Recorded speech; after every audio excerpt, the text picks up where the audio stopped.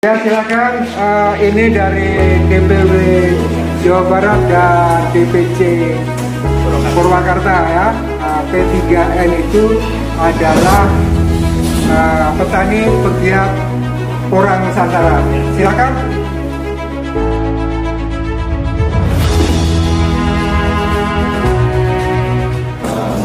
Alhamdulillah rabbil alamin. Asyhadu an la ilaha illallah wa asyhadu anna Muhammadar Rasulullah. Inna sholati wa nusuki wa mahyaya wa mamati lillahi rabbil alamin. Di bulan Ramadan ini sangat indah sekali kita bisa saling bersilaturahmi antara Pujo Raharjo dari Durian Mulia ya. Kalau saya sekarang lebih senang menyebut dari pesantren teknologi Durian Mulia. Ini tadi barusan bersilaturahmi. Tapi saya sering kesini, sebenarnya sudah kenal lama gitu ya, dengan jajaran direksi, Kang Tata, Kang Dedi, sama Mas Tanti sendiri sudah lama karena sama-sama kita mengurus perkebunan teh. Kemudian kerjasama dengan semua PTPN teh. Dan kemudian selamat datang kepada P3N DPW Jawa Barat, kemudian DPC Purwakarta. Jadi kita memang sekarang saatnya yang sangat baik sekali ya Mas Bambang dan teman-teman, bahwa hari ini kita mulai silaturahmi antara kita. Saya juga petani dan pegiat porang, karena sebenarnya saya awalnya itu lebih aktif di produk hilirnya.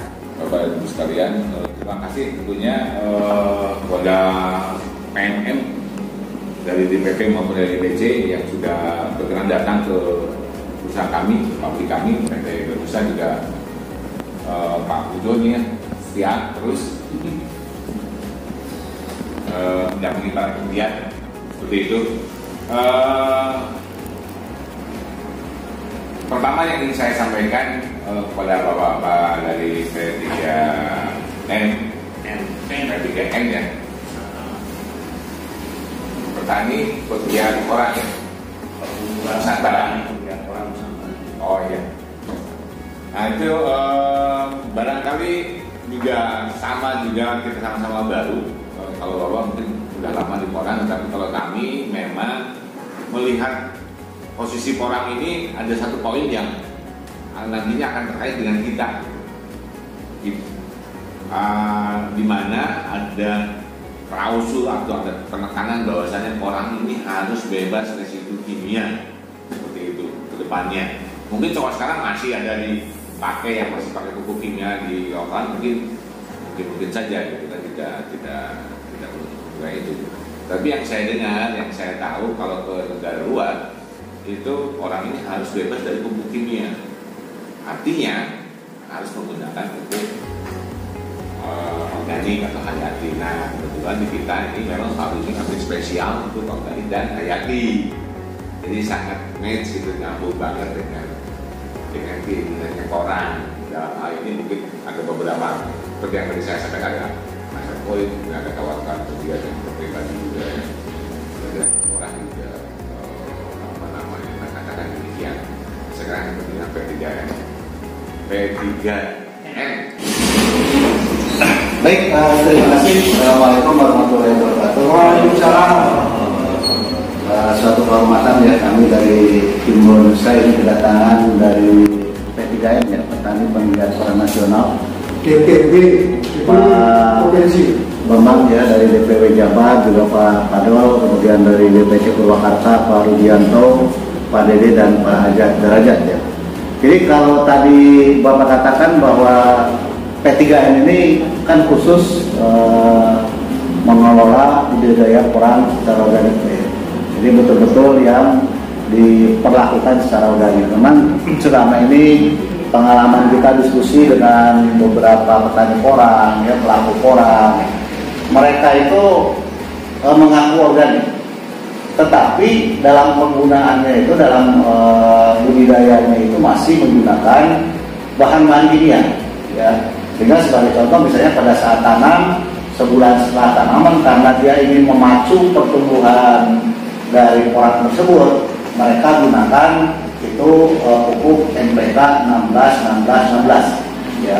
Itu yang mereka lakukan. Ini dari hasil kita diskusi dengan beberapa petani di beberapa tempat, rata-rata mereka melakukan itu karena berkata, Pak, kalau tidak pakai pupuk kimia nanti ini pertumbuhannya akan seperti apa, ya. Sehingga kami di sini di Bionusa sengaja membuat template, ya, percobaan budidaya porang yang betul-betul kita lakukan secara organik, ya. Dari mulai pupuk, kemudian biofungisida, pestisida, termasuk biostimulan, kita pakai organik dan hayati. Sehingga kami bisa katakan bahwa produk porang yang kami hasilkan nanti itu adalah 100% organik, jadi tidak menggunakan pupuk kimia sama sekali. Jadi intinya kita memberikan solusi kepada petani dengan seperti ini, kita silaturahmi mencari jalan keluar agar petani hasilnya bagus, pabrik juga tidak memproses barang gede nggak ada isinya gitu. Jadi kita sinergi antara tani pupuk, tani tanah, petani dan pabrik itu tidak bisa menang-menangan sendiri, tidak bisa. Assalamualaikum warahmatullahi wabarakatuh. Kita ada meeting, tapi kita tadi sudah rapid semuanya, jadi aman, ya. Kadang-kadang kan kita agak jengah kalau dikritik, tapi sebenarnya kita sudah rapid. Gimana Pak Dede? Kita ada di pabrik ya sekarang? Ya. Ya. Jadi tadi mungkin kita bersama-sama udah masuk ke ruang laboratorium ya untuk perbanyakan mikroba. Jadi proses inokulasi untuk mikroba Azotobacter, Azospirillum, kemudian juga jamur trichoderma dan sebagainya yang kita gunakan untuk diproduksi. Ini adalah ruang produksi PHE. Kebetulan sekarang kan lagi jam istirahat nih. Ya. Jadi mereka sedang istirahat. Dan ini produksinya yang kita hasilkan di sini adalah pupuk hayati emas, ya. Ini pupuk hayati emas, beratnya itu 25 kg. Dan ini tadi jamur-jamur mikrobanya kita perkaya di ruang laboratorium sana. Ya, di sini ada Azotobacter, Azospirillum, Aeromonas, dan Bacillus, ya, seperti itu. Ya, dan sangat alhamdulillah sekali, sangat bagus sekali kita bertemu dari DPW Jabar, ada Padang, ada Pak Bambang, kemudian dari DPC P3N Purwakarta. Jadi kita tingkatkan kerjasama kita nanti di lapangan, ya. Ya, kita terus ke lapangan. Ya, kita lihat bagaimana membuat kompos yang matang terdekomposisi secara massal. Nah, inilah yang namanya produk di Bionusa.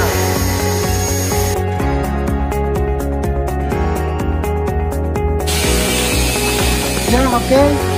Kang Dede, bagaimana istilahnya proses dekomposisi di Bionusa? Kira ini dipersiapkan. Jadi ini begitu kotoran sapi datang dari peternak sapi, ya, kita simpan dulu di sini, ya, simpan dulu di sini, dikasih bioagrodeco, kemudian ditutup dengan terpal. Ini dibiarkan kurang lebih selama 1 minggu sampai 2 minggu. Ya, apabila sudah terdekomposisi sempurna, baru kita nanti lakukan penjemuran, Pak. Penjemuran untuk kemudian nanti diproses pengayakan sebagai bahan untuk pembuatan kompota yang kita buat, ya. Nanti kita lihat ke ruangan saya yang kompota, ya.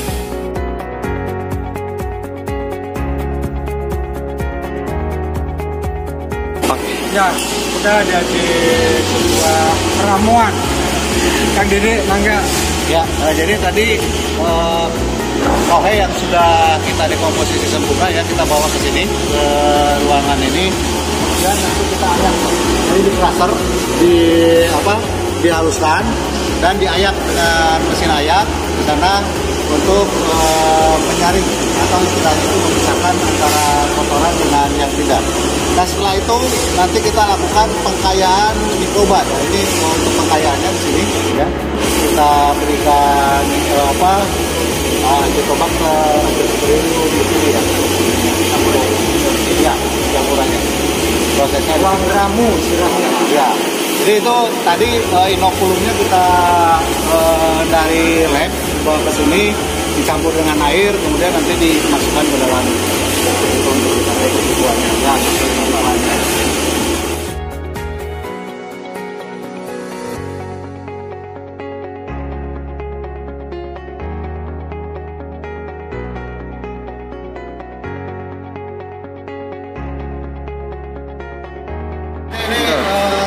Penyimpanan untuk marpu ya, untuk pengisian marpu. Oh, ber-AC ya? Ya, ini untuk menjaga proses inokulasinya dulu, karena ketika diakan satu minggu, jadi ada proses lanjutan dari proses mikroba ya di dalam tanah, di dalam marpu itu sendiri. Ya. Nah, diharapkan kalau sudah ke lapangan dia sudah siap.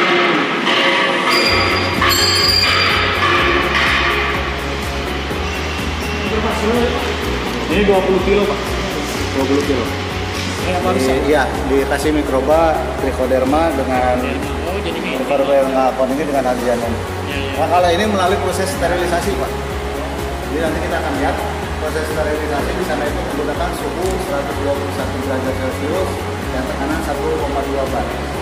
Jadi dia betul-betul disterilkan dulu semua bakteri, kemudian jamurnya mati, baru nanti kita perkaya untuk marpu ini.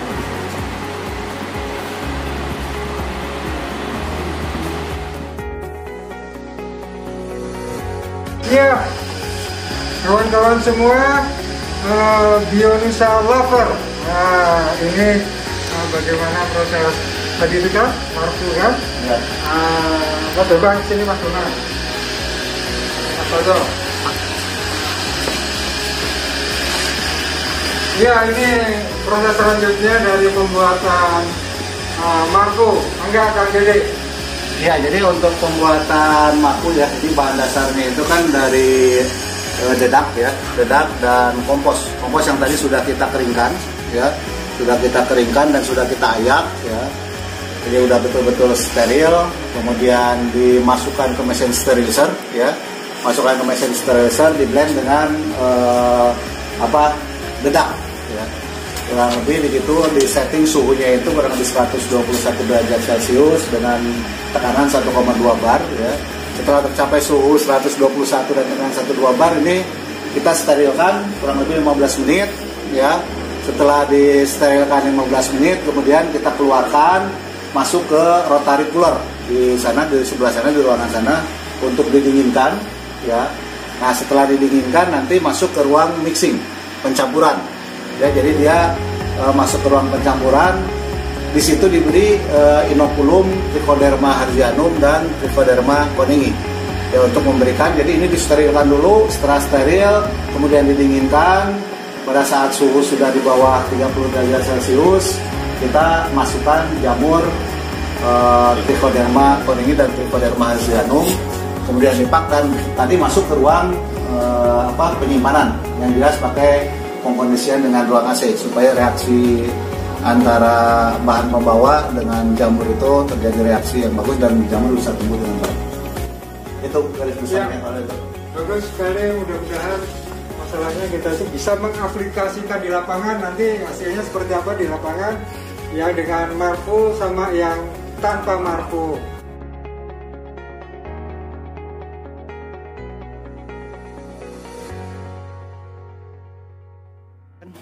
Ya kawan-kawan semua, kita lihat ini di kebun percobaan PT Bionusa, Bioindustri Nusantara kan.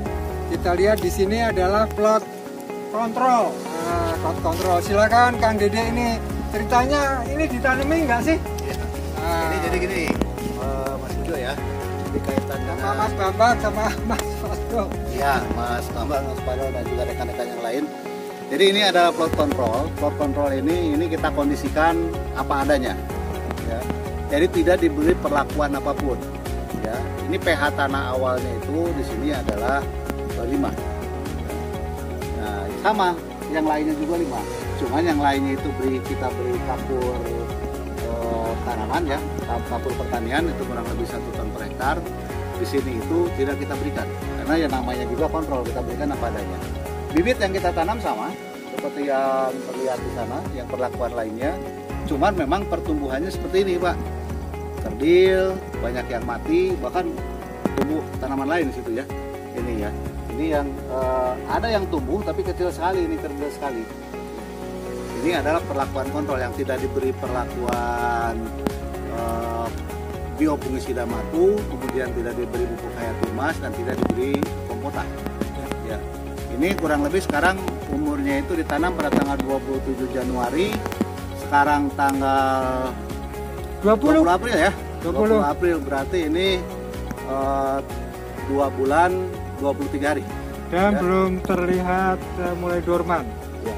Kalau yang di lain-lain itu sudah luruh kelihatan dorman, jadi efek daripada organik ini adalah memperpendek dormansi dan memperpanjang masa tumbuhnya. Kira kita lihat nanti panennya kalau sudah luruh kan Ya. pertama kali. Nah ini ya perlakuan A00 ini ya, A0. Ya. Ibunya yang sebelah sana itu ada perlakuan A12, bedanya di sana itu kompota tetap 3 ton per hektar, cuman PHE naik menjadi 500 kg per hektar dan juga Marpu 500 kg per hektar. Tapi kalau dilihat secara sepintas ternyata dengan 3 ton per hektar kompota, kemudian 250 kg Marpu dan 250 kg PHE ini tidak terlalu jauh berbeda pertumbuhannya dengan yang ditaikan menjadi 500 kg. Jadi kita sarankan mungkin untuk para petani porang yang ingin melakukan budidaya porang secara organik cukup dengan dosis 3 ton per hektar kompota, 250 kg PHE ya, pupuk hayati emas dan 250 kg Marpu. Ditambah juga ini kita perlakukan seperti tadi saya jelaskan di ruangan, ini disemprot dengan biositorin ya, biostimulan sitorin 1 bulan sekali. Jadi ini pertumbuhannya bisa jagur dan tanamannya bisa, daunnya bisa hijau seperti ini, tumbuh hijau. Ini tanpa pupuk kimia sama sekali. Ya, kita tambahkan waktu itu aplikasi sitorin sebulan sekali ya. Dan ini jelas sangat membantu pertumbuhan di samping memang ada reaksi positif antara pupuk-pupuk yang kita berikan dengan sitorin. Jadi terjadi simbiosis mutualisme sehingga pertumbuhannya bisa bagus seperti ini. Ini tanggal 20 April, ini belum Terlihat. Ya. Dan kemudian ini besar-besar seperti ini jangan di-image-kan tanamnya mulai Oktober atau November ya, seperti yang di Jawa Barat. Ini permulaan penelitian ini adalah 27 Januari ya. Dan nanti kita lihat dormansinya mulainya kapan gitu ya. Jadi betul-betul bisa memperpendek masa dormansi. Nah ini mungkin satu hal lagi yang ingin saya jelaskan terkait dengan naungan ya. Nah ini untuk daerah dataran rendah seperti di sini kan 105 meter di atas permukaan laut ini. Ya, ini kelihatannya naungan ini mutlak diperlukan ya. Dalam artian harus memakai naungan. Kalau ini paranet yang kita gunakan ini kerapatan kurang lebih 65% ya. Jadi 35% sinar matahari masuk. Nah, adapun untuk kebun di dataran yang cukup tinggi ya, 500 sampai 700 itu kelihatan naungan tidak merupakan hal yang utama. Tapi untuk di daerah-daerah yang ketinggian di bawah 300 kelihatannya ini memerlukan naungan. Sehingga memang untuk di dataran rendah itu lebih bagus penanaman porang itu diintercrop dengan tanaman kayu-kayuan. Apakah dengan kayu yang sudah ada di lapangan, misalnya jati, mahoni, atau mungkin coklat, kakao. Ya, coklat, kakao, ya. Atau kalau di lapangannya belum ada naungan, kita tanam bareng-bareng. Yang paling mudah ya kita tanam apa? Seberang ya. Seberang apa? India ya. Ya. Itu saya kira Pak Pujo. Ya, sebenarnya kalau mau bercerita tentang pelindung, wah banyak banget, nanti isunya itu sampai ke wood pellet, idenya terlalu banyak. Tapi kita sekarang fokus dulu ke demplot koran dulu kan. Kita bahas di saung, bukan saung hijau ya, tapi saung koran. Wanayasa.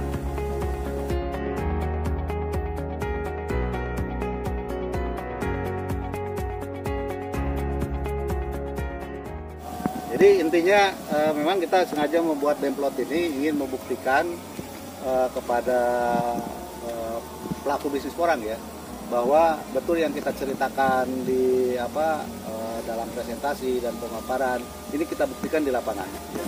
Dan ini adalah salah satu demplot yang kita rancang di sini. Di samping juga tentunya ada kebun percobaan kita yang kerjasama dengan petani, yaitu di kelompok tani Orang Lestari ya, Pak Yanto. Lestari itu ya, karena melestarikan ya, tanah. Karena melestarikan tanah ya. Yang intercrop dengan tanaman jati pada areal kurang lebih ketinggian 110 meter di atas permukaan laut. Dan juga ada satu lagi demplot di Cikalong Wetan pada ketinggian 620 meter di atas permukaan laut ya. Itu tanpa pohon pelindung, tapi pertumbuhannya luar biasa, dan di sana menggunakan produk pupuk dan pestisida, produk dari Bionusa. Saya kira itu gambarannya. Mungkin nanti kalau kita ingin lihat lebih detail bisa nanti suatu saat kita datang ke sana. Karena acara kita adalah ke markas Wanayasa kan? Iya. Hari ini satu lagi ya, pesan boleh. Ya. Nah, saya menghimbau dari IPW Jabar sebagai sekjennya itu untuk PT Bionusa dengan demplot-demplot yang bagus ini, saya harapkan akan menjadi bapak asuh juga ya di template-template yang sekarang ini kita agendakan buat di Jabar. Iya. Ya, saya kira siap ya. Kita nanti kita tim bicarakan Bionusa ya. maraton, untuk, ada maraton, ya, pertemuan untuk maraton. diskusikan bersama-sama. Tapi pada intinya kami juga ingin memberi istilahnya itu tambahan pengetahuan dan juga menyumbang ilmu dan pengetahuan kami ya kepada para petani sehingga bisnis koran ini bisa sukses ya di Indonesia. Ya. Saya kira demikian. Dan konsultansi juga ya, jadi kita Ya. tidak hanya putus misalkan ambil produk dari sini, tapi ada pengawalan juga. Ya. Ya Betul, ini betul. memang di hulu ya. Nah, nanti di hilir insya Allah juga ada informasi yang bagus ya. Saya kira itu.